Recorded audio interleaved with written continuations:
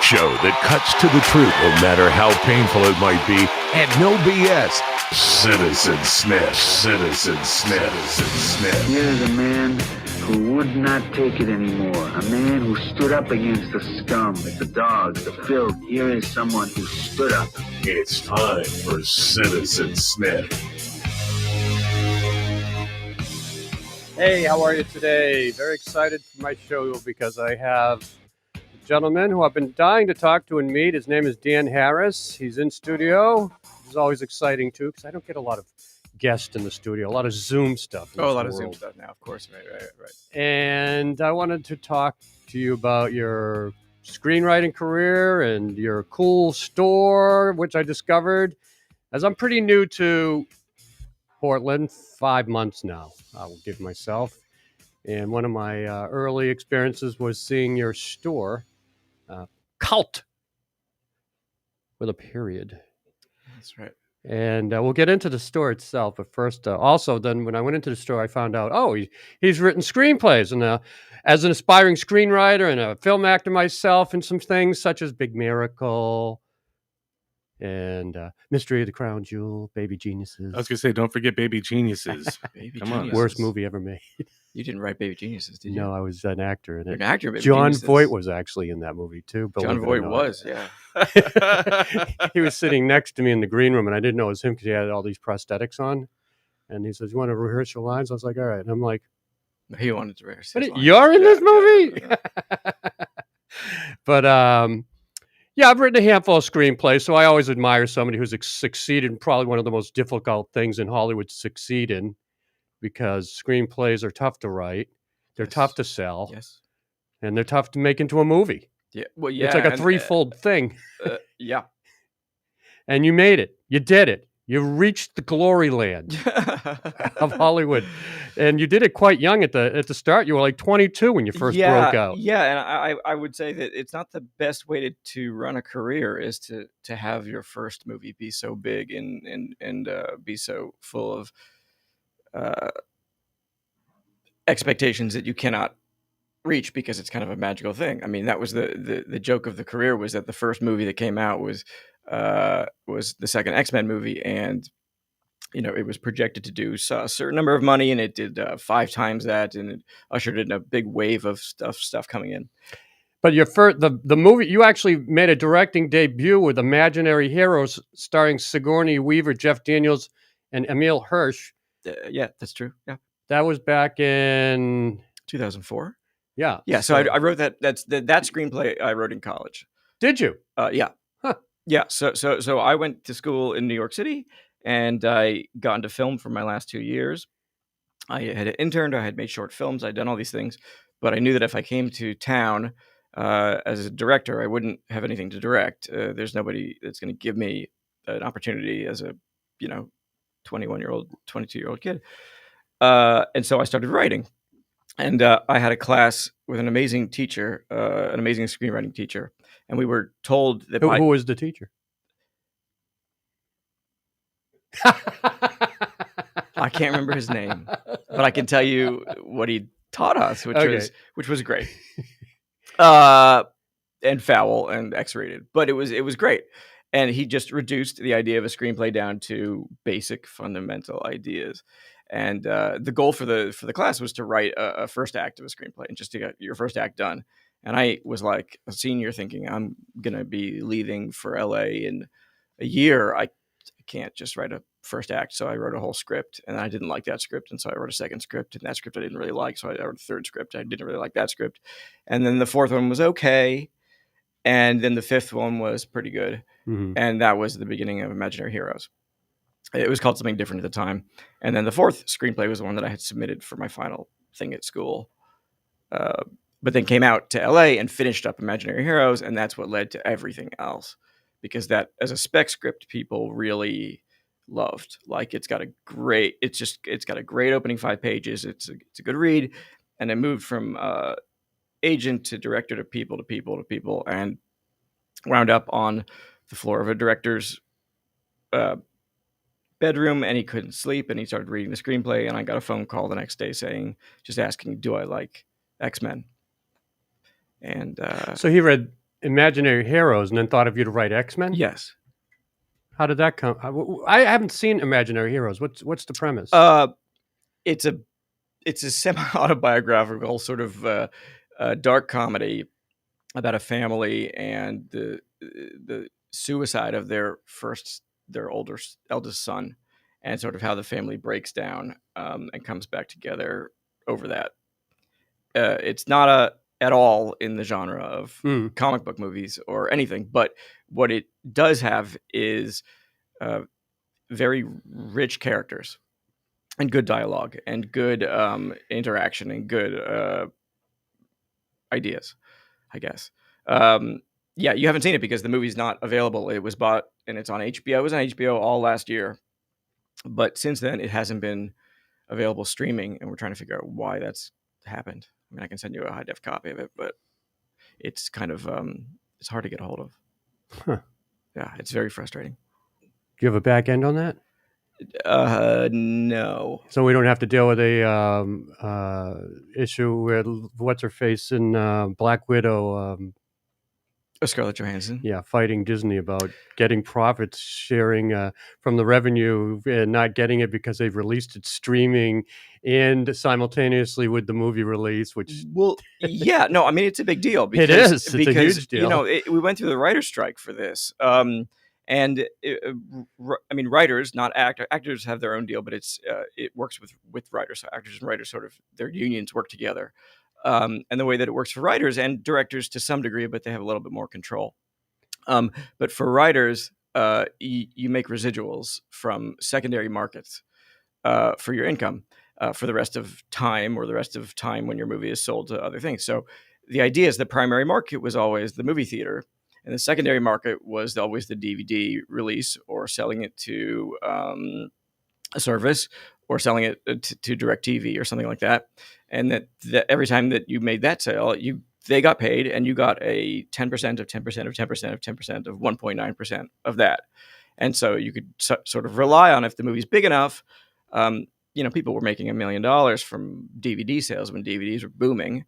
But now, if you make a film and they decide for any reason not to put it into theaters and they put it right on streaming, then streaming becomes your primary distribution method. And there is no secondary distribution method because people don't buy DVDs. Once it's on streaming and you can get it automatically, there's no reason to try any other method. So that messes everything up. Mm-hmm. I mean, the writers went on strike for 6 months to get the rights to have streaming as a secondary market platform. You weren't getting it before that? There was no streaming. The writers' strike was 2006 or 2007. Oh, you're going way back. Yeah. Yeah, but that they negotiated that hardcore. I mean, the entire city stopped on a dime. I mean, nothing got made for 6 months. And people protested and were in the streets for months to get that as part of the thing, because we could see the writing on the wall. We could see that Netflix and places were renting DVDs, but they were also starting to include some sort of version of digital downloads and digital streaming. And the studios said it's unknowable. It's unknowable. We don't know what we're going to make from it, and so we can't include it as part of your revenue stream. And we went on strike for that, to say no, it's part of it. So we were thinking, how is it then today? I mean, is it really suffering financially, directors and writers, because of the what? Oh yeah, I mean, I just looked at a chart last night that shows box office. I mean, movie theaters are all going bankrupt. I mean, everything is going bankrupt. AMC theaters, you know, these places are all closing. I looked at a chart last night that said that, you know, the 2019 revenue from box office was like, you know, $8 billion or something. And then 2020 during the pandemic was 1.8 billion. And then 2021 is below that. Well, I love going to the movie theater. I mean, I'm back in seeing movies at the theater. I go to Cinemark and do my movie reviews here, and I love the cinema experience. I hate sitting at home watching a movie. You know. Well, I agree with you, but I mean, there's been a whole tidal wave shift in the industry that has changed all that, and movies have become this destination place for big releases that happen once a year, and everything else is on Netflix or streaming or on a different service. And what's happened is all those great writers and directors who made those great big movies, every Russell Crowe movie or The Insider or like every movie that won an Oscar. Well, those people now make television, and Yeah. they make long form TV, because their whole thing was they were making dramas and they were making character based stuff. And the pitch is, why do you, if you go to a movie and you fall in love with these characters and you want to be part of their lives, why would you just do it for an hour when you can do it for 3 years? From a writing standpoint, don't you think that's more interesting? Television and long In the long form streaming stories? part of me does, and then part of me doesn't. I am really a traditional storyteller in terms of a beginning, a middle, and an end. Yeah. The The 3-part screenplay. 3-part screenplay, which is the 3-part life story, the 3-part joke. I mean, a setup and a punchline. Like I don't know. I'm not trained to keep that punchline held off or going. So you have to adapt. Well, I have to adapt if I want to do that kind of work. But instead, I'm up here doing this. Yeah, well, you are up For here now, doing yeah. what? You're here running a beautiful, cool store called Cult. So I have a store in the Pearl District called Cult, and it's a retail store. It's a brand, and what it is really is the kind of end result of being a crazy person and being obsessive compulsive about art. And you have these crazy little things you sell. And crazy little things and collecting. And see, you say that, but you're gonna, some fan is gonna see that and know exactly what that is. I didn't know what this is, but I love it. Well, It's like a Buddha alien, but it's not. And then we have a Buddha Homer. yes, the Buddha Homer is Brought that to keep straight down the calm, line yeah. from The Simpsons, from Kid Robot. That is what it looks like. The other thing is more of a special thing. Yeah, you said this is an artist that's well known. Yep, an artist named Ron English is his name, and he's famous for sort of taking pop culture figures and putting skulls in them or making them overweight or kind of making them kind of fun. And that's the kind of store you have. You walk in there and you just don't know what you're going to find. I bought a little cup there, a little teacup that's got the blue and white swirly. It looks cartoonish. Right. I had to buy it. It was one of those things. I had to get great. Yeah, I mean, I don't even want to use it. I just look at it. Right. There's a lot of. I mean, the store is often overwhelming for people. There's a lot more to it. It is essentially built off of me having collected art books in the beginning, art books for so many years, and kind of fulfilling like this entire history of photography in books, which I obsessively did for 5 or 10 years while I was making movies. And then once that kind of got to its conclusion, or I realized that I had gotten enough of what I was looking for, I went to Japan. I went to Tokyo, and I started falling in love with this Japanese vinyl toy kind of world, which is a little bit Cause, it's a little bit Bear Brick and Metacom, and it's a little bit Kid Robot, and a little bit of what's on the desk right there. And it's a bit of a cult world, but it's not, because as we know, this year's been huge for collectible things, from Pokemon to sneakers. I mean, everything is blowing up like crazy. Giant companies are taking over authentications right and left, and StockX is a thing, and it's trades in these exact things. I mean, StockX is a platform that is huge and started with sneakers and has moved to vinyl toys and stuff, and all other companies like Sotheby's and places are doing the same thing, and they're including art and art books and photo books. And so for me, it was this giant journey while having a career in making movies and traveling so much that every time I traveled, I would find something interesting to fixate on that would give me a little reprieve from the stress of the movie that I was making. And then my crazy brain, because I wasn't writing, because I was in the middle of rewriting or directing, would go down a rabbit hole and start completing things. And so basically in my life, it goes from stages. It was photo books and art books to Japanese toys, to sneakers, and then ultimately to Pokemon cards and sort of card collecting. And then I kind of stopped in 2018, and I had a big about face about my life, and I just come off a movie that I directed in Jackson, Mississippi. That was a very difficult shoot. What was that movie? It was called Speech and Debate, which is ironically set in Portland, but shot in Jackson, Mississippi to look like Portland. Why didn't you just shoot it in Portland? Uh, Don't they have a tax incentive here?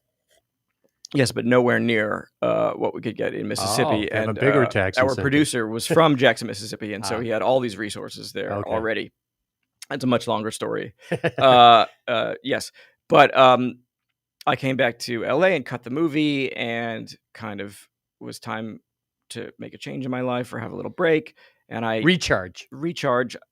But what I did instead of recharging was I took all of the storage units of all of the stuff I'd collected my entire life and put it into a warehouse and built this giant warehouse in North Hollywood for a year and kind of started organizing things. And it was all for cult. It was all to build a company and to bring it to retail. And so the store right now is a mix of that. And then about 30% of the store is stuff that we find from distributors and artists that we love and products that we love that fit inside the collection. It's not a big store, but it's wonderful to browse. Everything's well laid out Oh, thank you. and quite diverse. I mean, Yes. I was in there when I was waiting to talk to you. I was looking through a huge thing of photos that a celebrity actor. Yeah, so you were looking through a giant David LaChapelle book, Yeah, which is one photographer. That's one photographer. All that work. I mean, you've got that there. It's yeah. 1,000 pages I long. was like, what yeah. is this doing in the store? Well, it's to bring people. It's for sale, but it's also to bring people in and to show them something fun and shiny and interesting to look at, because it's a fascinating book and it's gigantic. It's half the size of this table. It weighs 100 pounds. It's got a lot of nice photos. It's got amazing photos, and culturally, it's got photos that we're not making right now. People are so afraid of cancel culture, or they're so woke, or they're so this, or they're so that they can't do what he did, which was just full on artistic freedom. And so people look at that and they're either a little bit shocked by it if they're young. It's Lil Kim, and it's Eminem, and it's Mark Wahlberg, and it's Leonardo DiCaprio when they're young in these incredible situations, and this incredible fashion photographer. And it's just work that has kind of, it looks like it's from the future because it pushes boundaries, but it's actually from 15 years ago. So you opened the store in 2019, That's right. and then the pandemic struck. Yes. And then the riots struck. Yes. And then you had a store that was right in the middle of all this. Yes. And it wasn't immune from the ransacking that went on, I understand. It wasn't at all. You got broken into. Well, that must have been heartbreaking, first of all. No, so we the whole situation, all of last year we don't even count as time. I've just decided to delete 2020 from my life. I'll tell people when I see them, when I go back and see friends, if you lost a family member or something from the pandemic and from COVID, like, you had a worse 2020 than me. But I promise, if you didn't, what we went through was insane. It was just absolutely insane. And yeah, we didn't get broken into during the riots. It's a very complicated, very strange situation. But we had a day's notice. The night of the first protest that turned into riots. They're, to me, two totally different groups, and I've now seen it from 30,000 feet and seen it up close, and I know exactly who's in what group. But we got a little bit of notice because we're in the Pearl, and so we're a few blocks north of downtown, which really got hit hard that night. And so the crowd that had been, destroying the mall and destroying the Apple Store and all of that stuff and killing all those little businesses all along the way, got tired about 5 or 6 o'clock in the morning and petered out just a little bit south of where we are. And so we came into work at 7 or 8 in the morning, and I woke up to people screaming on the phone and crying that had stores that were downtown that had been completely emptied overnight.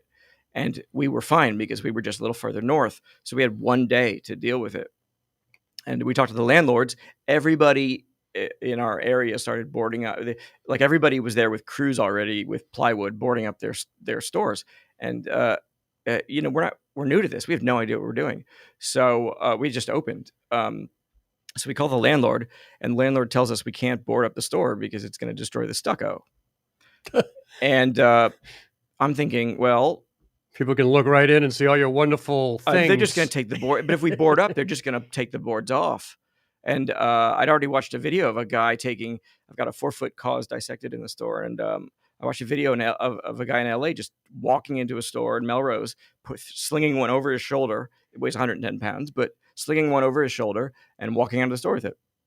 So I thought, we're screwed, and so what we did was we went into action, and we called the 2 people we knew in town, and we emptied the entire store in one day. We just took every single thing out. Oh, smart. And we made it look like it was abandoned. Like Mhm. we had taken off, like just like Starbucks left. We just left. And we filled up apartments and cars, and we finished. It took like 9 hours, and it was traumatizing. But then the crowds came through, and we got, spray painted and stuff, but nobody broke in.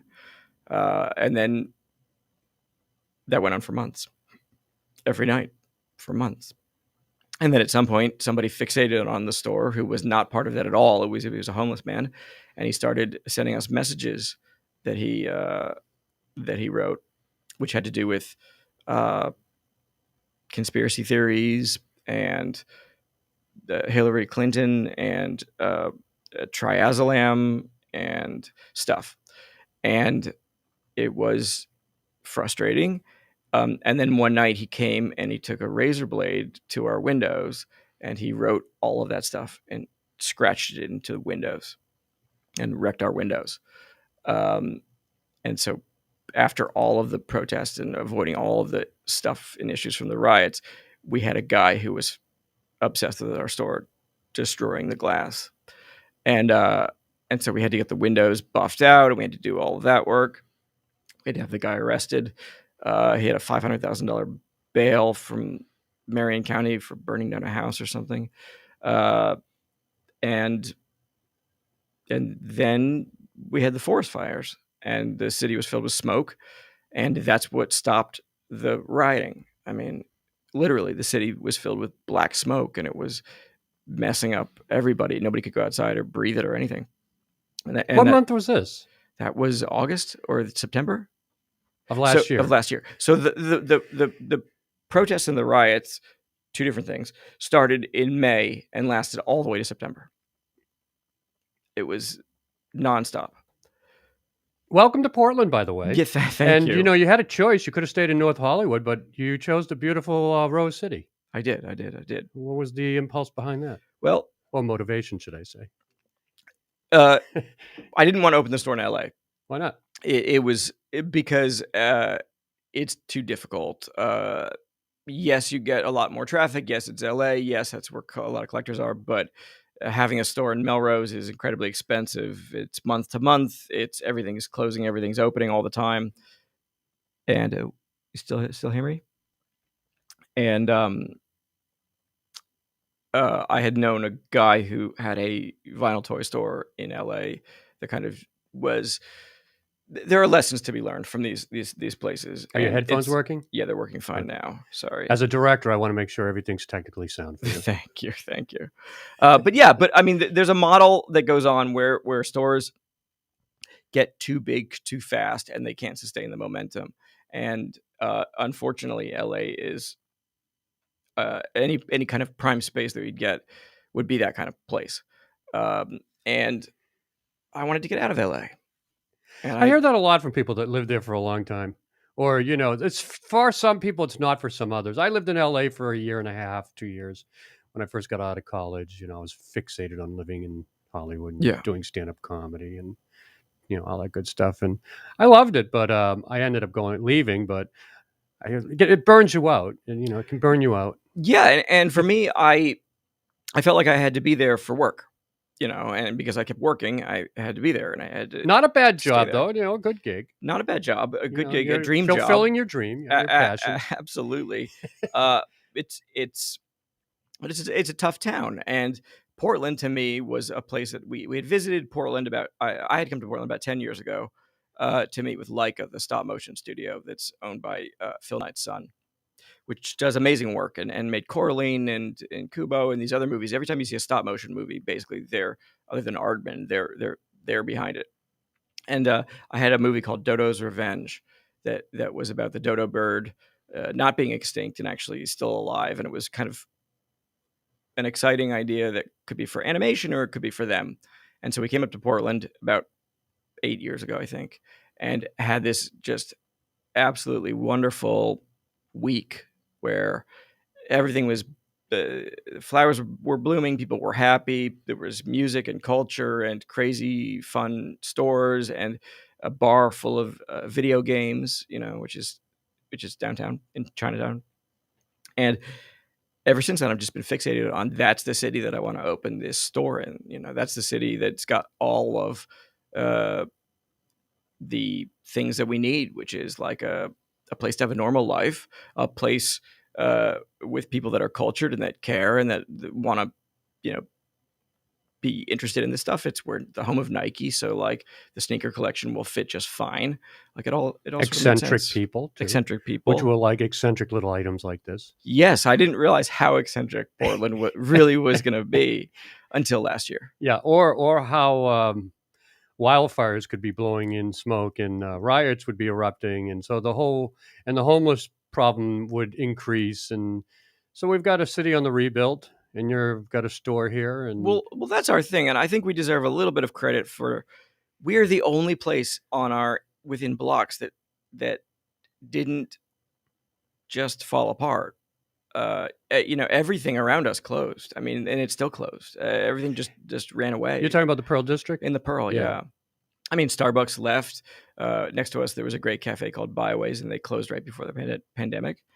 But everything on our strip just changed. It's refreshing to go there, quite frankly, because it feels like it's still, like you said, it's just functioning as it always has. Yes. And it feels good, because everywhere else you go, there's still plywood up in places, and businesses went out, and homeless people are living in tents in front of buildings. But the Pearl has just maintained its order and serenity. Yes. And that's what I feel when I go there. I walk over the bridge and I just browse around, have a cappuccino, maybe a cocktail at a nice little bar, and I feel like a sane, normal human being in a normal place again. Yeah, I'm thankful that we found the space, and the space wasn't in Chinatown, because it could have very easily been over in Chinatown, and if we were there, we'd be in trouble right now. I mean, there'd be no foot traffic, and we sort of at this point rely on a mix of people that are local and that know us, and people that are in from out of town. We get a lot of tourists. Like this entire last 2 months has been full of people coming to visit Portland. So you have a pretty good vibe on the tourism that's going on. It is back and strong. It's much stronger than I still don't understand it. I mean, I did not know that there was a tourist thing going on here. It's bigger than you think. It's very, we've for the past 2 months, we've been full of tourists and their families. And I wish I'd gotten to be able to ask them what they're coming here for. I think they're coming here, I mean, to hike and to go to the gorge. It's the Northwest. You got volcanoes overlooking the city. And, to go to Mount Hood. You got an incredible coastline. Right.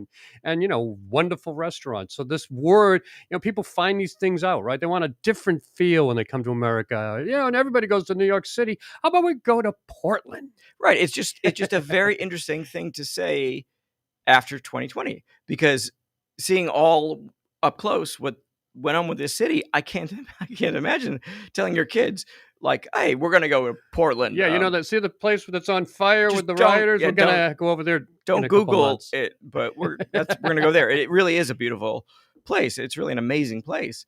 It's just we're still in it. We're still in this uncomfortable period. I guess Europeans are just a little more resilient. They don't get bothered by little things like riots and homeless people. Right. They come from tough cities there too. They got their issues. They're probably used to it. England, they got protests going on today. Oh yeah. London, over Afghanistan. They're used to this stuff. Yeah, most of our tourists though are from South Carolina, North Carolina, Texas. You find it more as I'm talking about continental. American tourists. Yeah. This is the thing. The store has been Because full I met of Europeans when I was in the Pearl District. Italy, Asia, I see a lot of that. Oh, yeah. But you're seeing mostly from Well, America. 50-50, but a lot of American families coming in. Yeah. Yeah, that's unusual. I wasn't expecting to hear that. Yeah. Hmm. It is. Yeah. We have to start asking them, why are you here? Right. What was your inspiration to come to Portland? You know, Seattle's right up the street. Yeah. It's got a big Space Needle. Well, I have no idea. I mean, really. But you should. You have a store that they go into. Don't you talk to them? I talk to them. Yes. Yeah. But you never ask them straight out. So what brought you here? I mean, I ask different people, and I get a different answer every time. So it's like, well, what was a couple of answers? The gorge and the outdoors, and they come every year. Is often the answer. They come every year, every summer. I didn't know Portland was a pilgrimage for a lot of families for tourism. Yeah, I didn't either. I mean, I didn't until I saw it in front of me. Yeah. And then, yes, a lot of foreign people, too, and a lot of people from abroad, and a lot of people speaking a language that takes me a second to identify. And I'm like, oh. Plus, our hotels are a little cheaper, too. Maybe it's a little more hotels affordable for people than going to Seattle or L.A., you know. Yeah, I just would think that the flight wouldn't be super easy, but maybe it is. We get direct flights a lot of places. Yeah. You can fly direct from Portland to Fairbanks, Alaska. Well, yeah, I hope so. So if you want to go fishing, jump on the plane. It's $79 one way. Still? Yeah. Yeah. He went, Justin. Oh.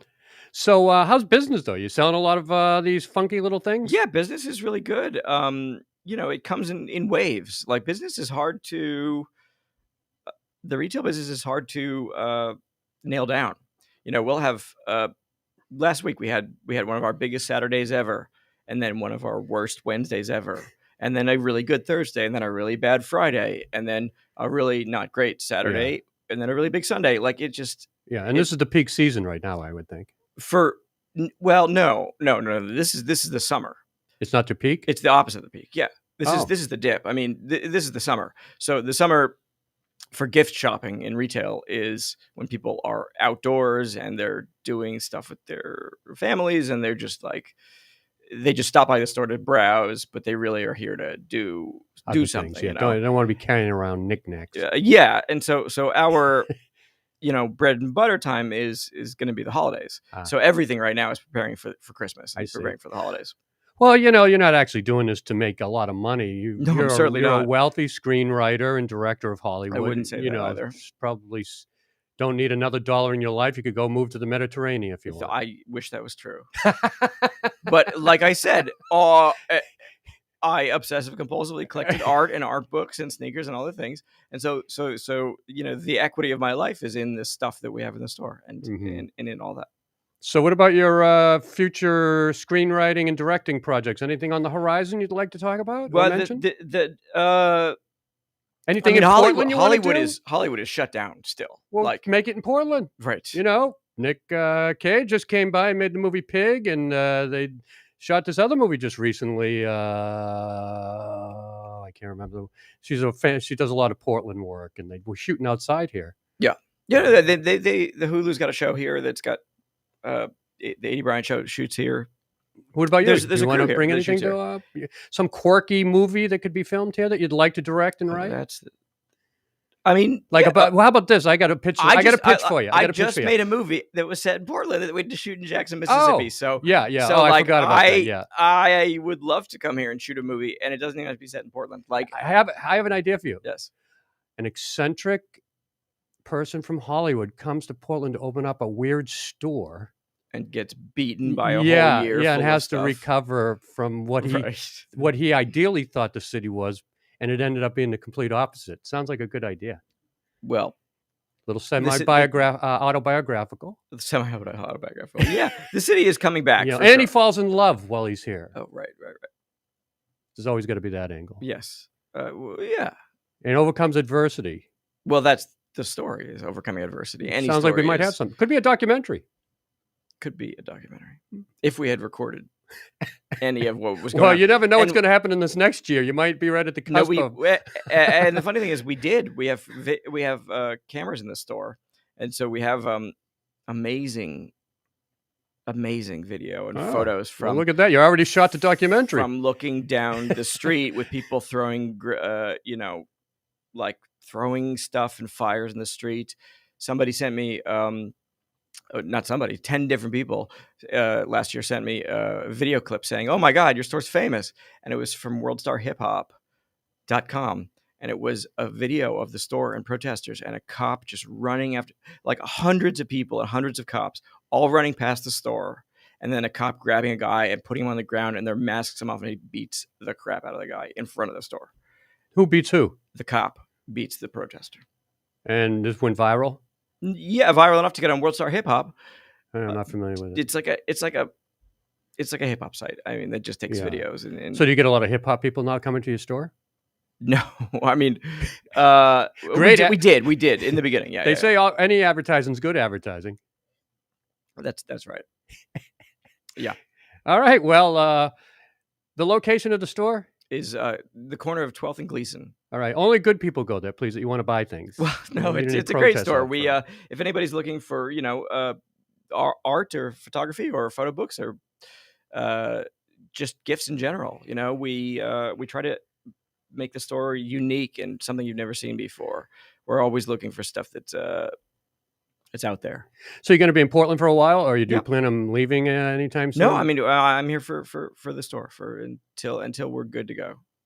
Oh, that's good to hear. Yeah. Because I kept going by there and you were never around, but you were. Well, I mean, I was surprised to bump into you in the store. I could have been upstairs. I was like, oh, he's here.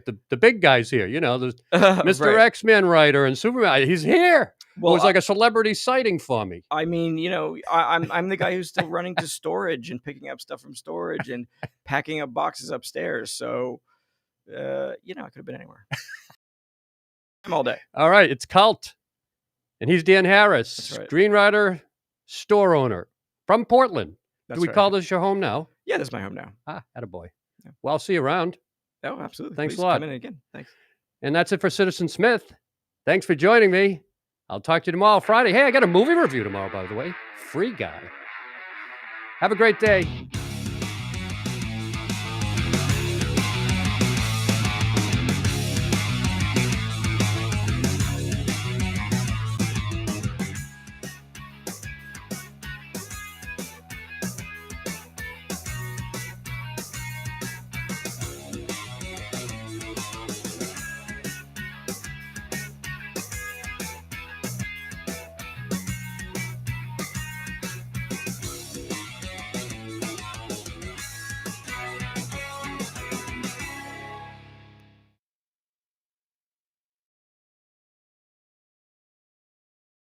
I'm Dave Dahl, creator of Dave's Killer Bread, a well-known, against-the-odds success story. To give back, we built a podcast studio called TalkCast PDX, a state-of-the-art facility to produce your own podcast. TalkCast PDX is a place where every opinion is accepted. If you've ever thought about it, do it. Use your voice and make a difference at TalkCast PDX.